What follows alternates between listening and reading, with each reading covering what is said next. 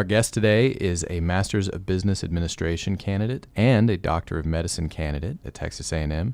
Won the Ideas Challenge and Venture Challenge this year. Azimuddin, welcome to the show. It's a pleasure to be here, and thank you so much for having me. I mean, I'm honored to be on this, so it's a great time. Thanks for joining us.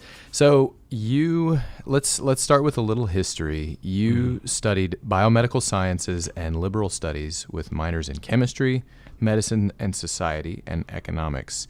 What pushed you toward all these fields? It's a pretty varied list. Really, in high school, I had no clue what I really wanted to do, and I was just experimenting around. And I thought about computer science, writing, those sorts of things. And my family, I come from a family of doctors, and I was experimenting with these different professions. And then I realized, coming from a family of doctors, I know what the lifestyle of a doctor is like. I have no idea what the lifestyle of a computer scientist is like, growing up in a family of doctors. So I decided, maybe medicine, it's a great profession. It's something I should look towards. And going into college, I initially started out majoring in biomedical science. And in college, you learn so many different things about the world. And I learned that, becoming a doctor doesn't necessarily mean that you're just a doctor practicing and seeing patients all the time. You can be a doctor that does this or a doctor that does that. And realizing that there's so many facets to being a physician sort of pushed me towards the other minors, chemistry and medicine and society, and especially economics. And learning more about the healthcare field, I learned that, there are a lot of gaps between physicians and the business side of medicine. That's what really pushed me towards the economic side of it. That's what pushed me to really expand my education and realize that I could be more than just a doctor. So that's really what happened there and how I decided to go all of these different avenues. What about liberal studies? Tell us a little bit about that. The liberal studies, one of the main things you realize as you're trying to become a doctor, one of the most important things to the profession is empathy and being able to connect with people. And a liberal studies degree is something that really teaches you, how to connect with people and teaches you things like empathy. The classes that you take in liberal studies courses, are you study the classics. You read about, Plato, Aristotle, those sorts of things in the liberal studies degree. And a lot of that is very applicable to medicine. I mean, we take the Hippocratic Oath right before we become doctors. Sure. And, Hippocrates is someone that we read heavily in liberal studies. So I thought that was pretty important, an important facet of my education. Some people seem to enjoy pursuing learning strictly from a depth perspective. They like to find one thing and get really, really good at that and all the things around it. It seems like you enjoy learning from a depth perspective, but also from a breadth perspective. Because if you were going to put together a list of, like, you can pick, 5 fields, and this would cover, as much of what's out there as possible in 5 choices. This would be pretty close to the list. What do you think that some of what drives you as a learner is just trying to understand as much of the world as possible from a broad perspective, or is it something different? That's an interesting question. I think really balancing the depth versus the breadth of learning is one of my biggest struggles, actually. And figuring out, do I want to become extremely specialized in a certain topic, or do I want to sort of be, a jack of all trades but master of none? And it's something I've been struggling with. I mean, speaking to other physicians, you're in med school for, 4 years, and you have residency for another 4 years, and then you have a fellowship probably for another 2 to 3 years. And so the job itself, you're becoming a hyper specialist in what you do.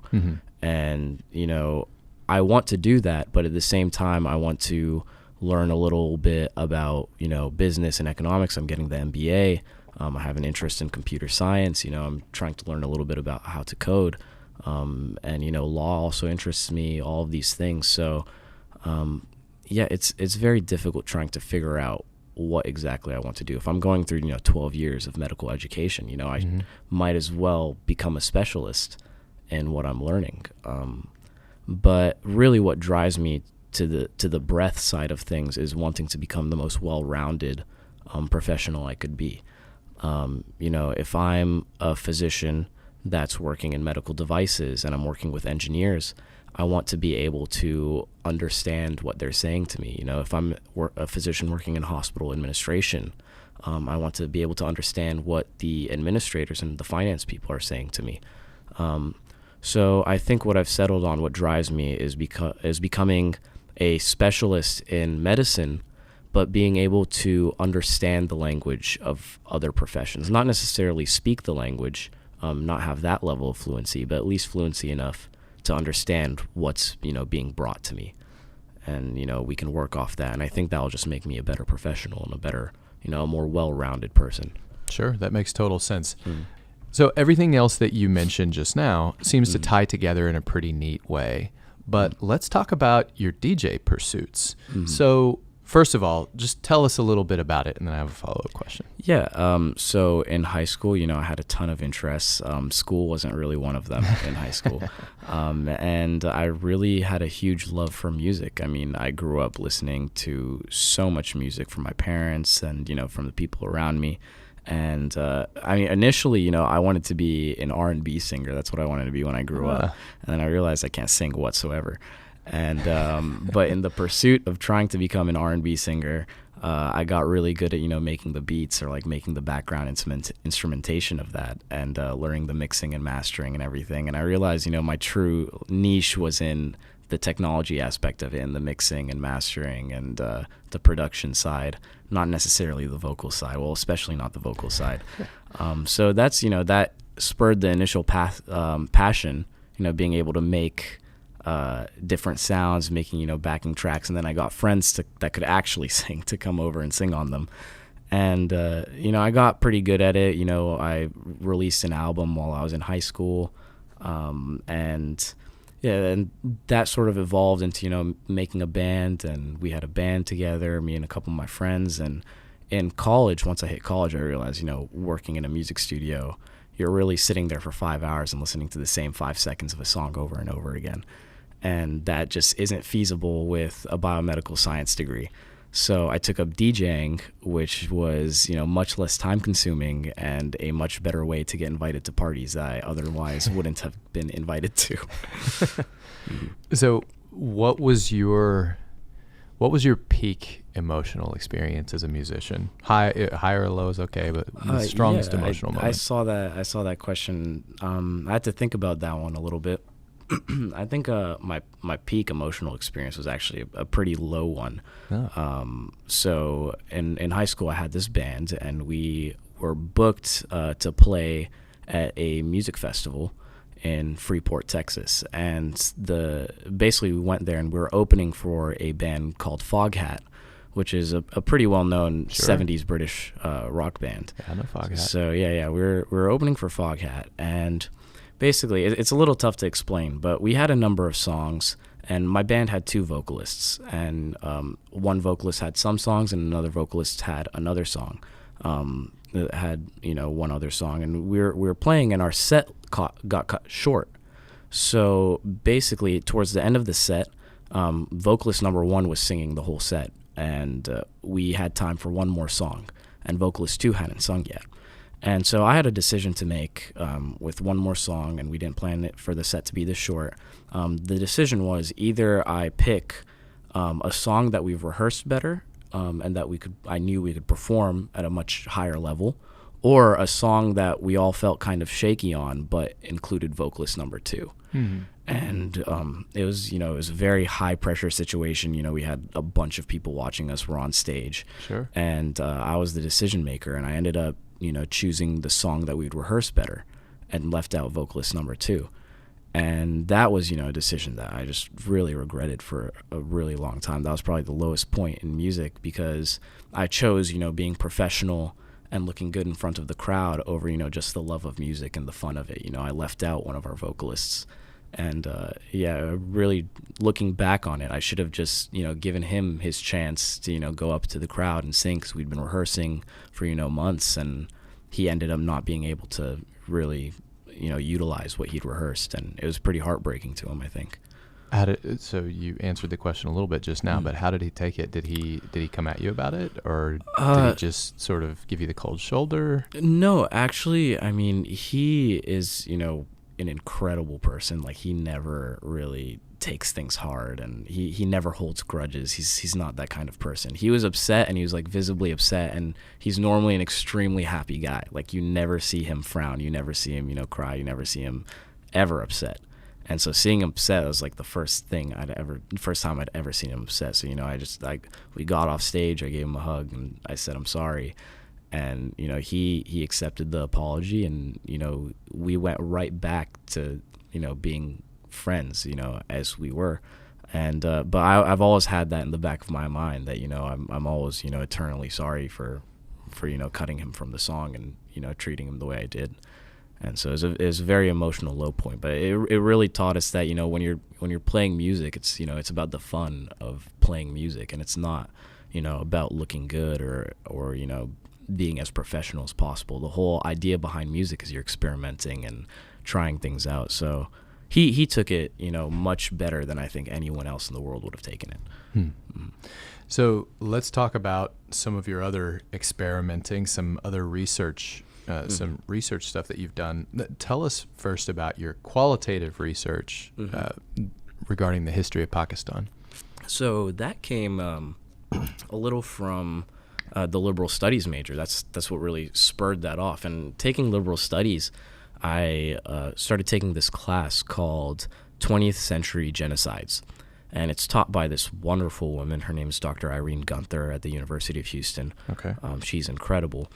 And so in taking that class, we learn about a lot of the genocides that occur in the 20th century, of course, the Holocaust, but, there's so many others, that happen, Armenia and, Bosnia, Rwanda, all of those things. So we begin learning about those. And in the class, we have a project, and the project is to choose your own, lesser known genocide and do a report on it, write about it. And so I was looking up genocides, and I found, there's this interesting case in Pakistan between West Pakistan and Bangladesh, formerly known as East Pakistan. And so I started looking a little bit into that and, what that entailed, the events that transpired. And I would go home, be having family dinner, and my family's Pakistani, so I'd, bring it up to my dad. I was like, this happened in 1971, you're, young at that time, do you remember what happened? And he completely shut off, like, surprisingly. And I was like, this is a little strange, he's never really acted that way. Right. And I started doing a little bit more digging, and he'd mentioned his childhood, he had a rough childhood. He'd mentioned that from time to time as a kid, but we never really paid attention to it.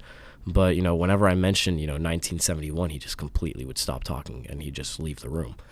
And so I started doing more digging, and I started asking other family members, what happened in 1971.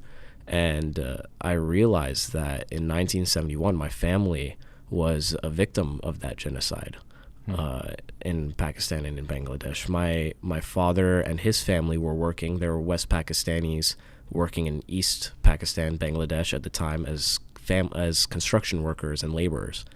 And when the genocide occurred, West Pakistan was committing genocide against East Pakistan. When that occurred, my father, being a West Pakistani in East Pakistan, was forced to flee, run for his life, because a lot of East Pakistanis were committing a counter-genocide against West Pakistanis, because, it's such a messy and, difficult situation and topic. So it was really interesting figuring out that my family had personal connections and finding out what my father went through. And he actually grew up in a prisoner of war camp. And just finding all of those things out about my father's past were just, eye-opening and incredible to me. It was amazing. And it was heartbreaking but amazing at the same time. And I really gained a special bond with my father through talking to him about these things. And that spurred, I want to know more. I want more research. And so after interviewing my father about it, I began to interview his friends about it that were also in the similar situations, our other family members. I traveled to the UK where we have a bunch of family members, and I interviewed them about it. And That's what spurred the whole qualitative research, and I ended up making it the topic of my undergraduate thesis. And the thesis ended up being, about 150, 160 pages. And it was under the same professor, Dr. Irene Gunther, and she really, really helped me out with it. We had over 400 citations in that document, and we gathered so much research, so much evidence, really arguing that a genocide occurred, because unfortunately Pakistan doesn't recognize the events that transpired as a genocide. And it's a very up to debate topic, which I don't think it should be, after performing all of the research in my thesis. And we're still continuing it. We're still, gathering some data, talking to people, interviewing people. My father, he used to not open up about this at all, and now he loves talking about it. He loves, spreading the message about it, and he actually began writing about it, and he started writing personal memoirs. And just recently, he got a book deal signed to publish his memoir as a book. And I mean, once we see that in Barnes and Nobles and all of that, that'll just be mind-blowing to us. Sure. It's all about, spreading the message and awareness, because the biggest thing with genocide is it's a topic that nobody wants to talk about, but you can't prevent genocide unless you talk about it. Right. So your father then, you said he grew up in a prisoner of war camp. Yeah. How long was he there? Was it something he was born into? Like, what was the situation? So he was there for his teenage years, or actually early teens, like 10 to 13. And this was after 14, the genocide started, or before? This was right after the genocide. So 1971, it all happened really within the main atrocities occurred in 1971, the main violence, acts of violence. And so he was on the run for the majority of the first half of 1971. I think he was captured by some Indian militants around December time. And then from December 1971 to about 1974, he was raised in this prisoner of war camp, his whole family. Yeah. I assume that at least some of the time he feared for his life. Oh, absolutely, yeah. And he tells me stories about this. He's written about it in his memoir now. It was previously, of course, a difficult topic for him to talk about, but his family really had to risk everything, running away from their home, finding different places to hide. They'd find one place to hide and end up, they'd find out it's no longer safe. It's being bombarded. We need to find the next place and the next house. And, there's some incredible people in my father's life that, offered his family hospitality at a risk to their own lives. And that's, those are small beacons of hope that you see occur within, every act of atrocity or inhumanity. There's always some people that will, help and give you hope. And my father, fortunately, was around the right people that managed to protect him for the time being. But, he was very, very close to death, especially when he was captured. So the genocide ended with India intervening and the Indian military, coming and putting an end to a lot of these war crimes. And my father, ultimately was in a situation where he was hiding in a house with his family, shut the blinds, closed the doors, hid in the closet. And the Bangladesh militants, is a militant group called the Mukti Bahini. They were, closing in on the house, and, they could hear them, burning down the houses next to them, the noises, breaking windows, searching the houses, trying to kill anyone they could find. And the next house was theirs. And so, my father's family thought, this is the end. And then what he describes is, just this thunderous marching noise, and the family getting up and peeking out of the blinds, and they just see what they think looks like, a sea of grass moving towards them. But they realized it was the Indian Army, and the Indian Army uniforms are green, and it looks like grass from such a huge distance. So there's like, my father was like, this field is moving. Why are these trees moving? Why is this grass moving? And then looking closely and realizing it's just thousands of the Indian Army, and they came and they chased away, the Bangladesh militant group, and they captured the area that the house was in. And they found my father and his parents and my father's family, and that's when they took them into the prisoner of war camps. They transported them by train to northern India, and where they stayed for a couple of years. I know this is intensely personal, but did all of his family survive? Yeah, so fortunately, it was our nuclear family. It was his nuclear family that was there. My father, his brother, his sister, and his two parents. They were located in Bangladesh working, and the rest of my family was in West Pakistan. Okay. The reason my father's family was there was for a work assignment to work in the factories there. So fortunately, all five of them survived and were able to, escape, get to the prisoner of war camps. They, went through a lot living there for a couple of years. And then eventually a treaty was signed to repatriate all of the prisoners of war. And my family made it back to Karachi, Pakistan. I know a little bit about the history of all this. My father lived in Lahore in the late 60s. Yeah, I saw that. That's crazy. So what was your father doing in Lahore? So I know more about the time that his family spent in Ethiopia. Oh, awesome. Which they also got out of Ethiopia before trouble started. But the short version of the story is that his father worked in animal science, and they were doing agricultural research with the governments of Ethiopia and then Pakistan. But if I said any more than that, I'd say something wrong. So the next question then is: it seems like your father's father ended up in a very precarious position because of going somewhere maybe a little unfamiliar to better his family's future. It would seem like that might drive future generations to perhaps stay closer to home, to take fewer risks. But you've been all over the place, and among other things, you went backpacking through Europe. Yeah. What inspired you to do that, and what has sort of inspired you to get out and see the world in spite of all of these dangerous things that have happened to your family? Well, first, the backpacking, what first inspired that really was the opportunity. I was in the UK. I traveled there, for a study abroad trip. I did a health economics specialization at Swansea University in the UK, and that I took off, a full semester of college to do that. But the program ended up only being around, 2-3 months.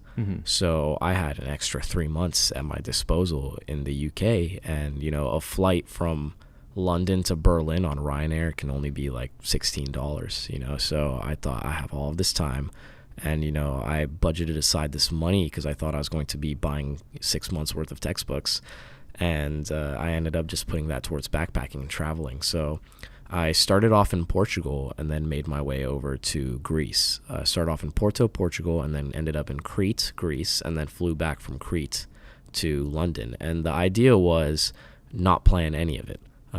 So I start off in Portugal, and I'll take whatever way I possibly can take to get to Greece. Bus, hitchhike, anything like that.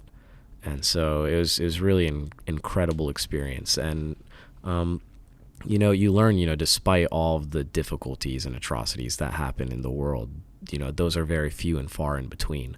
And throughout, the entire world, throughout Europe, they're just incredible, kind, warm people that just love to live their lives and love to meet new people. And I did this entirely alone. And I met so many other travelers that were alone, just going across Europe. And there were a lot of funny occasions where I'd meet people traveling across Europe alone, and they were female and they were younger than me. And, in America, you'd think, what are you doing? Like, that's dangerous. Right. In America, that's the start of a horror movie. Exactly. And I'd bring that up to them, and they'd just be like, you Americans are just so scared of everything. Live a little. And so I kept in touch with a lot of these people, and the next month or the next year, I just see them backpacking alone through South America, backpacking alone through Vietnam and Southeast Asia.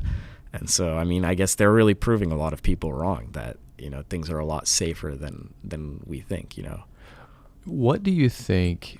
I think there's specifically something about Europe, though, that the culture seems tighter. People seem more connected, despite the fact that we're always, a Facebook message away from each other. Talk a little bit about that. Hitchhiking is still safe there. I don't think anybody really hitchhikes here anymore. Yeah, no one would really pick up a hitchhiker here. What? So why? I think relationships and it's just the culture there is a lot more personal. If you walk outside of your apartment, you open the door, you look outside, and you just see tons of people, walking around. There's things like plazas, where everyone is just enjoying themselves, relaxing, seeing each other. In the evening, you take a walk, and you see hundreds of other people doing the same thing, taking a walk. It's not too common, here in the U.S. that you go outside and you see people in a plaza, having a good time, the amount of people. So it's a lot of face-to-face interactions that happen there. And I think the culture is just significantly different than American culture. I'm not entirely sure why that is, what historical reasons really brought that about. But, I mean, I think it's just little things building up over time, the way America was built infrastructure-wise versus Europe. People there walk around everywhere, talk to each other, meet each other. And I think that led to a very warm culture and, inviting. Maybe aspect. One of the unintended side effects of the American dream is I feel like in the United States, everything gets built around what job do I want this activity to do, like this thing that I'm about to do. What do I want to accomplish with that? Even if it's, I want to achieve a sense of relaxation. Everything is very deliberate here. There's not a lot of kind of letting life happen to us. You don't see, exactly as you said, you don't see people just sort of wandering around a park, seeing who they run into. Everything, when people are at a park, it's for a specific activity most of the time, not always. But most of the time it's for a ball game or it's for an event for their church or their mosque or whatever they might be there for. It perhaps in Europe there's more. Maybe there's just more a sense of taking life as it comes. Yeah, I think so. And I think if you ask a European person about America, about American culture, I think one of the ways they'll respond is, American culture is all about the American dream. And, in a state of, capitalism, you try to really achieve as much as you can. It's every man for themselves trying to, grab a bigger slice of the pie. And it's extremely competitive. And, in America, you're blessed with your work. What you achieve, that's what you benefit from. You work as hard as you can to achieve as much as you can so you can then relax as much as you can. It's a very competitive environment. And I think maybe in Europe, ideologically it's a little bit different. There's a lot more, I wouldn't say socialist, maybe, it's a lot more free-flowing that way. It's a little bit more to the left, and there's a lot of public benefits. In the UK, you don't have to worry about things like healthcare, and different things like that. And I think in Spain it's a little bit similar. So I think there are a lot more institutional, social benefits to the European lifestyle, which then lead to a lot less stress in trying to pursue this American dream. I wouldn't say one's worse than the other or one's better than the other, but I think those are just some of the institutional causes that lead to the different lifestyles in Europe versus America. And that might be the case. Cool. Any funny stories from any of that?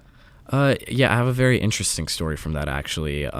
When I was, backpacking, I was in London and I wanted to take a flight to Amsterdam to meet up with some people in Amsterdam. And so I went up to this airport called Luton Airport, and it's a much cheaper airport. It's about an hour and a half outside of London. And I decided I'll fly from there to Amsterdam. So when I got up there, I realized a hurricane had hit the UK, and I didn't know hurricanes could hit the UK. I thought that was just, I'm like a Houstonian thing. I'm from Houston, and I was like, I deal with hurricanes all the time, and I was just like, I did not expect to deal with one here. Yeah, that's a new one on me too. Yeah, and it was just a major storm, and it took down all of the planes. So all the planes were grounded. There's nothing I could really do to get to Amsterdam, and I didn't have much time on my hands, and so I was like, okay, I guess I'm just going to try to figure out a way to get there otherwise. But first things first, I have to get back to London. Sure. And so because all of the planes were grounded, all of the trains also had stopped working because the wind was just too strong. The only way to get back to London was by taxi. And so I had to pull out some cash to pay the taxi driver. And so I went to the ATM. This is about 10 p.m. at night, too. Mm-hmm. I go to the ATM, and the ATM eats my only card. And so I have no money, and, my cell phone is dying.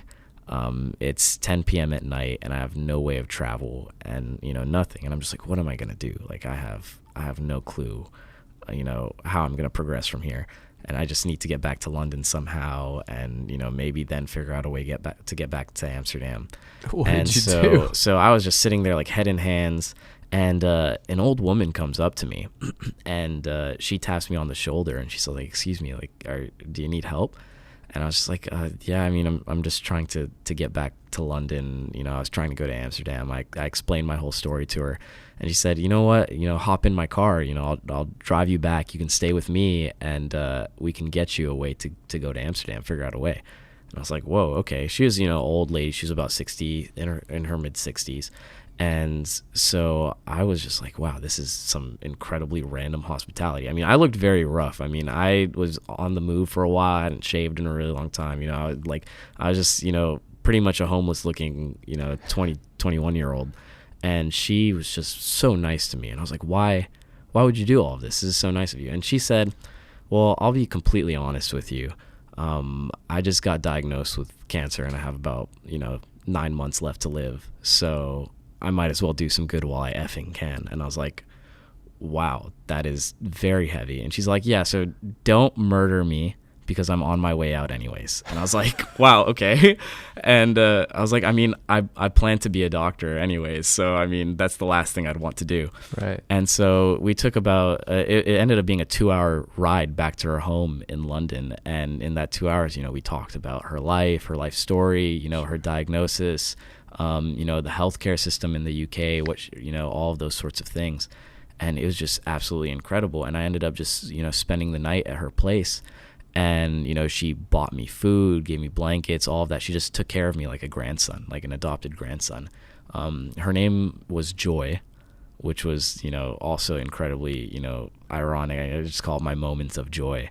And so she gave me so much encouragement. Like, you're going to get into med school. Don't worry. I know you're applying. You're stressed about it right now. But the way you've spoken to me, I think that you have a really good shot at being an incredible doctor. And so she sent me on my way to Amsterdam. She got me a ticket that would then take me by bus to Dover, which would, the port city of London, or the port of the UK. And then I took a ship to Calais, and then I took another bus to Belgium, to Brussels, and then another bus to Amsterdam eventually. It was like a 36-hour journey. But we kept in touch. We would talk regularly. I'd send her postcards everywhere I went throughout my whole Europe travel. And she just was such an incredible woman. And she never really talked much about, how much time she had left. And I really didn't even know. And I wasn't sure if I could ask that sort of thing. But, I'd come back to London, and she'd take me out to lunch all the time. She'd always pay for me. And then she'd have this joke that she'd say, like, I'd always want to pay. She's like, no, when you're a doctor, you can treat me. And she meant treat as in, medically, and, treat me to a good meal. And it was just kind of sad, because, by the time that happens, she may not be around. And I remember around November the next year, I got my acceptance to medical school. And I wrote her this long email, and I hit send, and I was just like so happy to tell her. And then I realized, it's been 10 months since I met her and never got a response. So, I mean, hopefully she's in a better place. But I think that was just a very hard-hitting experience that I had while I was traveling in the UK, and she's probably one of the most important people I've ever met in my life. Yeah, that's very touching. So you talked a few moments ago about getting into med school. You are an MD MBA student. What inspired you to get your MBA? And you touched briefly on this earlier when you spoke about, adding economics to your academic interests. But this is obviously a very big step. So what specifically put you on this road for graduate school? So as I mentioned earlier, in my undergrad, I really wanted to understand the languages of a lot of different professions. Medicine being my main profession, but I want to be able to understand what other people brought to the table. And I realized, there's a huge space for business in medicine, being able to give, a good quality of care, but also the right quality or quantity of care with all of these financial constraints. You want to give the best thing you can give to the patient while that's possible, financially, because there's only a certain amount of money in the healthcare system that you can spend. And so I learned that, business is one of those languages that you really need to be able to speak as well as understand. And the MBA is really giving me speaking power in that language. And it's been about, 6-ish months in the MBA program. We're almost all the way through. And I feel like I've learned an entirely new language. The inspiration really was, finding out that, what the space of business was in medicine, and how there's so much room for innovation, and that, a lot of doctors aren't really able to bridge that gap between business and medicine. And I wanted to be one of those doctors that could help and, contribute to fixing some of the challenges that you see in healthcare, and, financial challenges, economic challenges, and, delivery of care challenges. So within the program, you've had quite a bit of success. So tell us a little bit about the Raymond Ideas Challenge. Tell us a little bit about Venture Challenge. What have those experiences been like for you? Yeah, incredible experiences. It's amazing that A&M offers all of these, and I think they've really, really contributed to my education, what I'm trying to accomplish as a doctor. The main impetus for it was realizing that, there's a lot of space for innovation in medicine, and it's one of those fields where, innovation is heavily desired. And that led me to the McFerrin Center for Entrepreneurship, because they're all about innovation, startups, those sort of spaces. And so I met with someone named Laura Lee Hughes at the McFerrin Center of Entrepreneurship, and we talked a little bit about the opportunities for, a medical student at the McFerrin Center. And, she gave me a lot of help, a lot of guidance, counseling, and everything, and what I could do to become an entrepreneurial-minded physician. And that led me towards the Raymond Ideas Challenge. And a couple of my friends had an idea for a medical device that we then entered into the Raymond Ideas Challenge. And, thankfully the judges loved it, and we, were happy to see that we won first prize in that. And that was a really good stepping stone into the MBA Venture Challenge, when we were then given another, idea that we then needed to describe how we could take it to market. And again, luckily, by luck of draw, the idea assigned to me was medically related. And so I had a little bit of healthcare background, and I was able to, make the right phone calls, contact the right people, get the right research done. And it helped me win me and my team win first prize in the Venture Challenge. So, it was just, a buildup of experiences, the way they just stacked up on one another and gave me like this awesome experience to then, put to use in these competitions. So it was a really great time. Going back to the Ideas Challenge, what was the device that you recommended? So a device that a couple of friends and I put together, it's called L-Clip, and it's a little bit technical, but are you familiar with intubation? Vaguely. So intubation is the process where you're putting a patient on a breathing assist device. And in that process, you have to, get good access to a patient's airway so you can, insert the tube. And one of the ways you do that is with a device called a laryngoscope. And a laryngoscope is a scythe-shaped device that you use to crank the mouth open. And it's a hard metal device, and unfortunately, a lot of times physicians accidentally cause dental trauma. They use the top teeth as sort of a fulcrum for the scythe to then, crank the mouth open.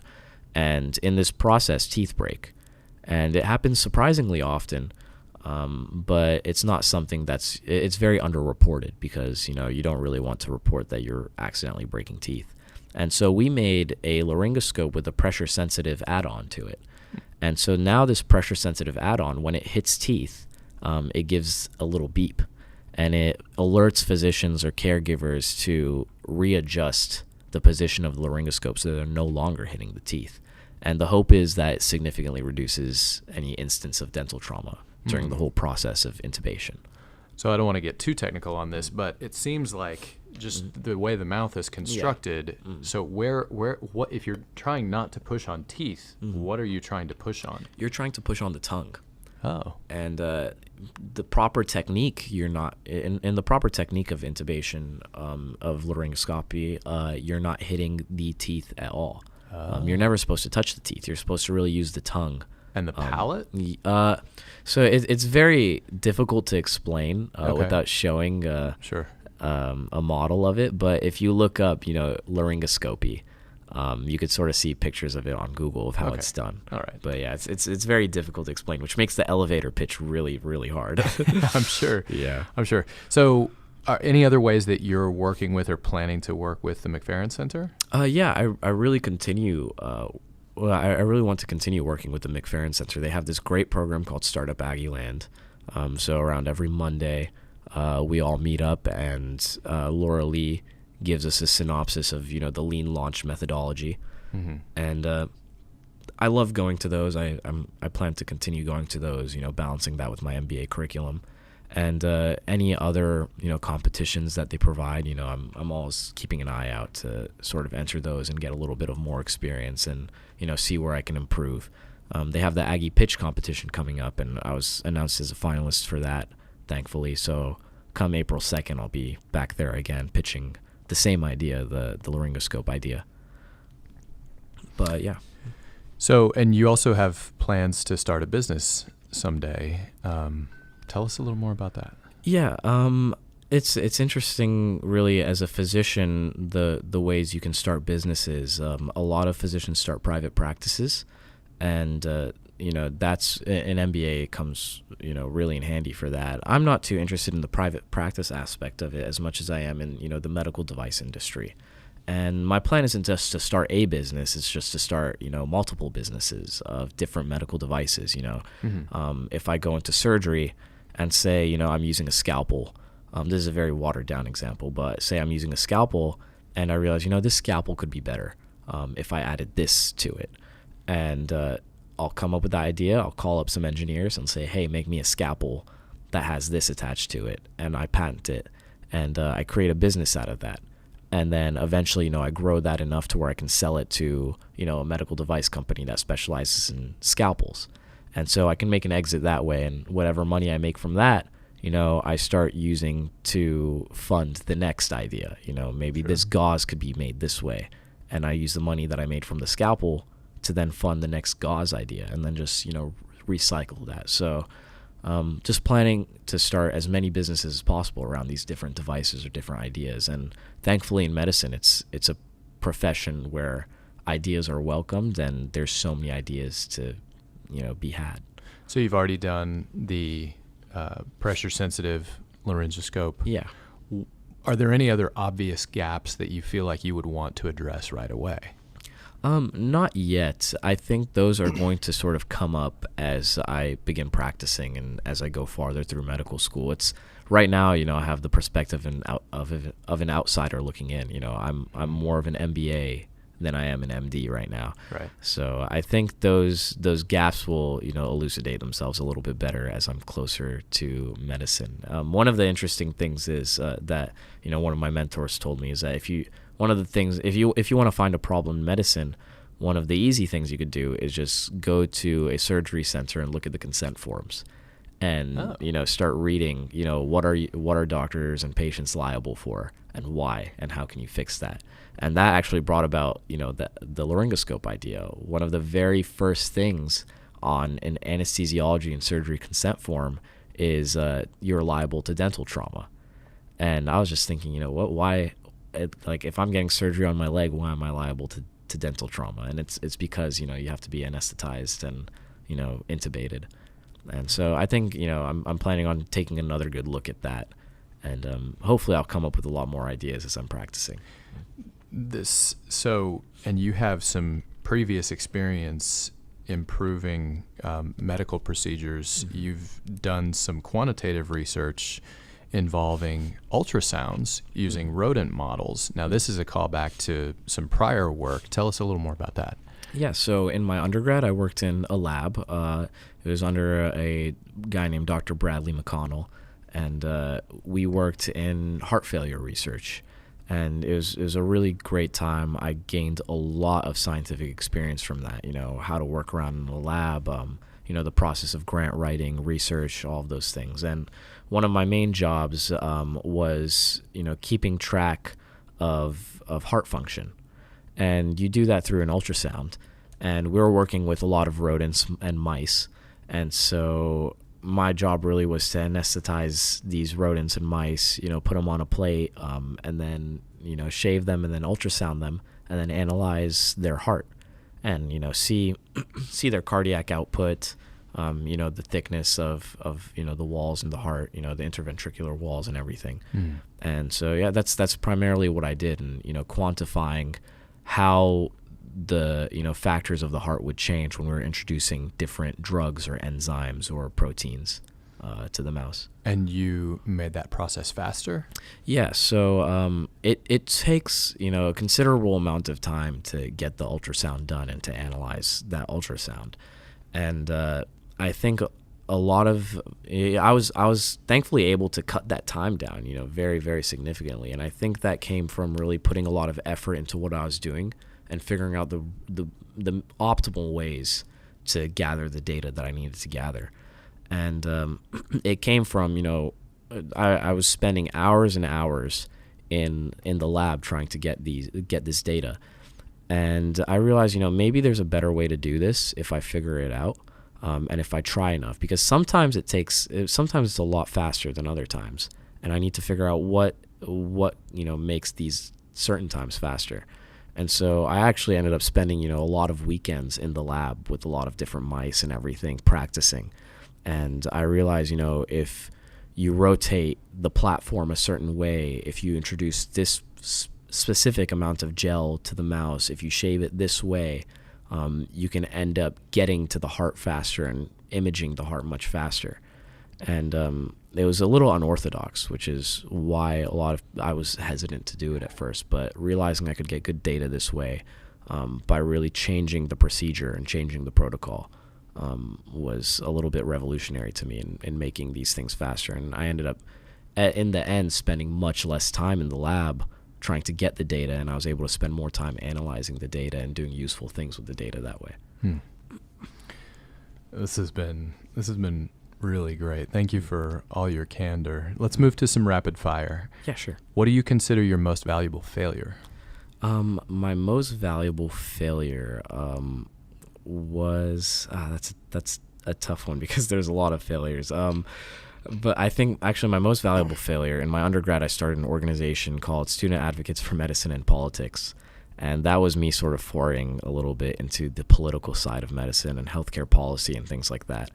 And I realized, it was a good idea because a lot of us students, a lot of pre-medical students, they spend their undergrad learning the ins and outs of the circulatory system, but know nothing about the ins and outs of the healthcare system.